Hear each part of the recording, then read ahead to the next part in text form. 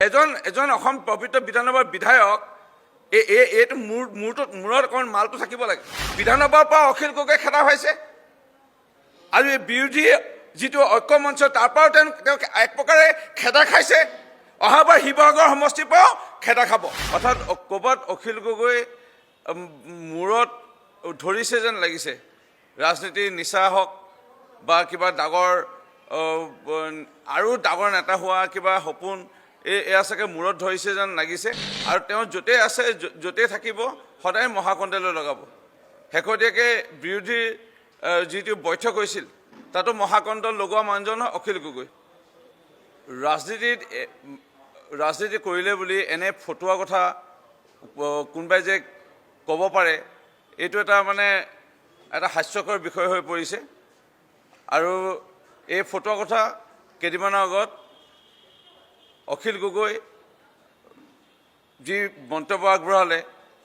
যে ৬,০০০ ওচৰা-ওচৰি ছাত্ৰী ঝুমুৰ বিননিৰ মেট্ৰিক পৰীক্ষা দিবলৈ তেওঁলোকে নগৈ ঝুমুৰ বিননিৰ যোগদান কৰিলে বুলি, এইটো এটা ইমান ফটুৱা কথা ক'লে। অৰ্থাৎ ক'ৰবাত অখিল গগৈ মূৰত ধৰিছে যেন লাগিছে। ৰাজনীতিৰ নিচা হওক বা কিবা ডাঙৰ আৰু ডাঙৰ নেতা হোৱা কিবা সপোন এয়া চাগে মূৰত ধৰিছে যেন লাগিছে। আৰু সেইকাৰণে আবোল তাবোল বলকিব আৰম্ভ কৰিছে। আৰু তেওঁৰ য'তে থাকে, মই আগতো কৈছিলোঁ আজিও কৈছোঁ, তাতে সদায় গৃহকণ্ডল হওক আৰু মহাকণ্ডল হওক সদায় লগাই আহিছিল। আৰু তেওঁ য'তেই আছে য'তেই থাকিব সদায় মহাকণ্ডলৈ লগাব।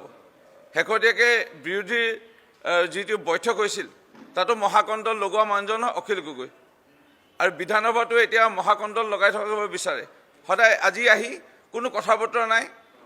বিধানসভাত পলমকৈ আহিলে আৰু খুব সুন্দৰভাৱে সন্মানীয় বিধায়কসকলৰ প্ৰশ্নৰ উত্তৰসমূহ, ইমান দিনৰ এটা আশা সপোন লৈ পেলাই বিধায়কসকল আহে আৰু মন্ত্ৰীসকলৰ পৰা সন্মানীয় মন্ত্ৰীসকলৰ পৰা উত্তৰ বিচাৰে। সেই মাজত আহি পেলাই তেওঁ লোকৰ লাৰু পিঠাৰে বিয়া পাতিবলৈ গৈ নিজৰ প্ৰশ্ন নাই, নিজৰ লিখিবলৈ মন নাই, নিজৰ কষ্ট কৰিবলৈ মন নাই, লোকৰ লাৰু পিঠাৰে তেওঁ বিয়া পাতিব বিচাৰি সদায় মহাকণ্ডল লগাব বিচাৰে আৰু বিধানসভাৰ পৰা খেদা খাইছে। বিধানসভাৰ পৰা আজি যেনেকৈ খেদা খালে, এই বিৰোধী ঐক্য মঞ্চৰ পৰাও খেদা খাব, শিৱসাগৰ সমষ্টিৰ পৰাও খেদা খাব। আমি এয়া মন্তব্য আগবঢ়াব বিচাৰিছোঁ। তিতাবৰ সমষ্টিৰ এজন পিতৃ ইমানেই আৱেগিক হৈছিল যে মোৰ ছোৱালী অহা বৰ্ষতো হয়তো মেট্ৰিক দিব পাৰিব, কিন্তু ঝুমুৰ বিননি প্ৰত্যেকবাৰে নাহিব। আজি প্ৰত্যেক চাহ জনগোষ্ঠীৰ লোকসকলৰ যিটো আৱেগ, যিটো মাননীয় মুখ্যমন্ত্ৰী ডক্টৰ হিমন্ত বিশ্ব শৰ্মা ডাঙৰীয়াৰ যিটো প্ৰয়াস আজি বিশ্বদৰবাৰলৈ ঝুমুৰক লৈ যোৱালৈ, ইয়াক আমি আন্তৰিকতাৰে আমি আদৰিছিলোঁ। আৰু সকলোৱে আনন্দৰে উৎসাহেৰে, কোনোবা কলেজৰ প্ৰফেচাৰ, কোনোবা স্কুলৰ শিক্ষয়িত্ৰী, কোনোবা এডভকেট, কোনোবাই মাষ্টাৰ ডিগ্ৰী কৰি আছে, কোনোবাই PhD কৰি আছে, তেনে ছোৱালীসকলে বা ছাত্ৰীসকলে আহি পেলাই ইয়াত এই ঝুমুৰ বিননি যোগদান কৰিছে। এয়া মই কোৱা কথা নহয়, প্ৰত্যেকৰ কেমেৰাত আপোনালোকে আবদ্ধ হৈছিলে যেতিয়া আপোনালোকে আমাৰ ঝুমুৰ বিননিৰ নাচনীসকলৰ মন্তব্য লৈছে।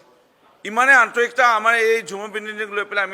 আমাৰ ৰাইজ জড়িত হৈ পৰিছিল। যি সময়ত আজি বিজেপি আজি চৰকাৰ, কেন্দ্ৰ চৰকাৰ, মাননীয় আজি প্ৰধানমন্ত্ৰীগৰাকী নেতাগৰাকীৰ প্ৰয়াস, মাননীয় মুখ্যমন্ত্ৰী ডক্টৰ হিমন্ত বিশ্ব শৰ্মা ডাঙৰীয়াৰ নেতৃত্বত, ভাৰতীয় জনতা পাৰ্টীৰ নেতৃত্বৰ যি আমাৰ চৰকাৰ ৰাজ্যত আছে, এই দুটা চৰকাৰৰ প্ৰয়াস আজি চাহ জনগোষ্ঠী আদিবাসী লোকসকলৰ প্ৰথমবাৰৰ কাৰণে দেখা পালে 80 বছৰ স্বাধীনতা হ'বলৈ এই মুহূৰ্তত 80 বছৰলৈকে উপযুক্ত সন্মান আমি পোৱা নাছিলোঁ। আজি আমাৰ মহামহিম দেশৰ ৰাষ্ট্ৰপতি দ্ৰৌপদী মুৰ্মু ডাঙৰীয়ানীক, আদিবাসী এগৰাকী মহিলাক দেশৰ ৰাষ্ট্ৰপতি আজি স্থানত উপদিষ্ট কৰাই হওক, চাহ বাগান অঞ্চলৰ লাইনৰ ৰাস্তা পকীকৰণে হওক,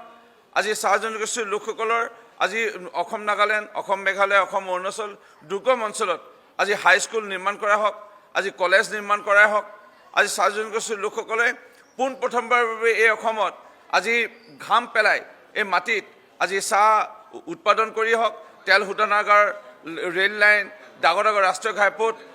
আজি নিৰ্মাণ কৰাৰ ক্ষেত্ৰত এই অসমৰ বৃহত্তৰ আজি বৰ অসমক আজি সৃষ্টি কৰাত অকণমান হ'লেও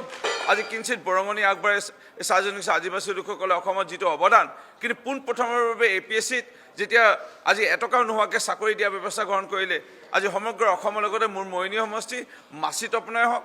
আজি হৰিচৰণ ভূমি হওক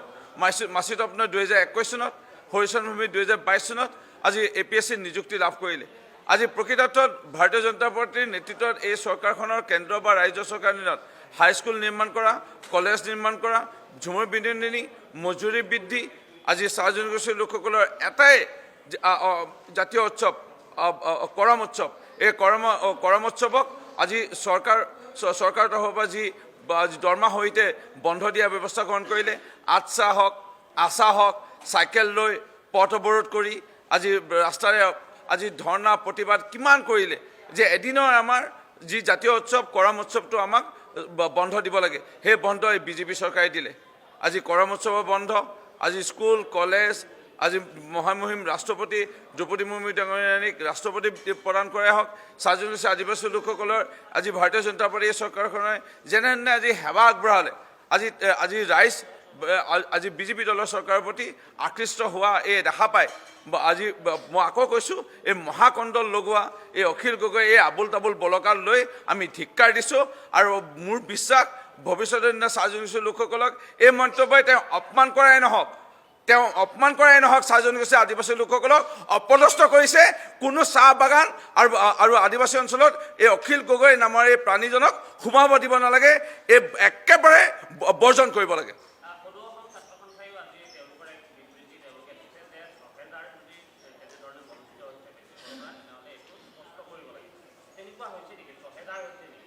মই আকৌ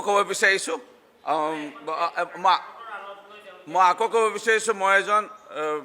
বিধায়ক মই উইথ ৰেছপনচিবিলিটি মই দায়িত্ব সহকাৰে এই বক্তব্য অলপ আগত আপোনালোকৰ আগবঢ়ালোঁ সেৱাৰ পৰা তথ্য লোৱা হ'ল আৰু ইয়াৰ লগতে প্ৰত্যেক বিভিন্ন চেণ্টাৰৰ পৰা তথ্য লোৱা হ'ল বিভিন্ন জিলা আয়ুক্তৰ লগত কথা পতা হ'ল প্ৰত্যেক বৰ্ষত 400 বা 500 ছাত্ৰ বা ছাত্ৰী বিভিন্ন কাৰণবশতঃ অসুখৰ কাৰণতে হওক বা বিভিন্ন ৰোগৰ কাৰণতে হওক বা বিভিন্ন কাৰণত তেওঁলোকে পৰীক্ষা দিবলৈ নাহে 400 বা 500 আৰু উক্ত দিনা যদি 400 বা 500 গোটেই অসমৰ সৰ্বমুঠ গোটেই অসমৰ 400 বা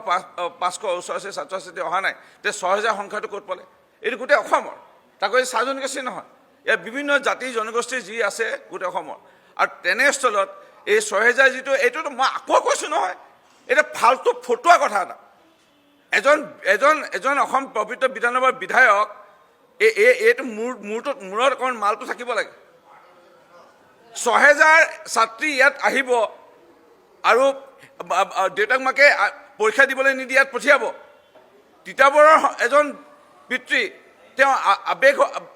আবেগৰ অতি হৈ পেলাই তেওঁ পঠিয়াইছে তেওঁ দায়িত্ব ছাত্ৰীগৰাকীও পিতৃৰ লগত কথা পাতিছে আৰু পৰিয়ালটোক কৈছে যে অহাবাৰ আমি দিমেই ভালধৰণে পাছ কৰিমেই ফাৰ্ষ্ট ডিভিজন পাছ কৰিম লেটাৰ লৈ পাছ কৰিম সেই চিকিউৰিটিৰ ভিত্তিত সেই দুগৰাকী নাচনী বা ছাত্ৰীক দেউতাকে অনুমতি দিছে আৰু নিজেও লৈ আহিছে নিজেও ঢোল বজাইছে আৰু এইটো এটা আবেগ বিজেপি চৰকাৰৰ প্ৰতি যিটো আজি ৰাইজৰ দেখা পাইছে এইটো লৈ পেলাই মই কৈছোঁ নহয় মহাকণ্ডল বিধানসভাৰ পৰা অখিল গগৈ খেদা হৈছে আৰু এই বিৰোধী যিটো ঐক্য মঞ্চ তাৰ পৰাও তেওঁ এক প্ৰকাৰে খেদা খাইছে অহাবাৰ শিৱসাগৰ সমষ্টিৰ পৰাও খেদা খাব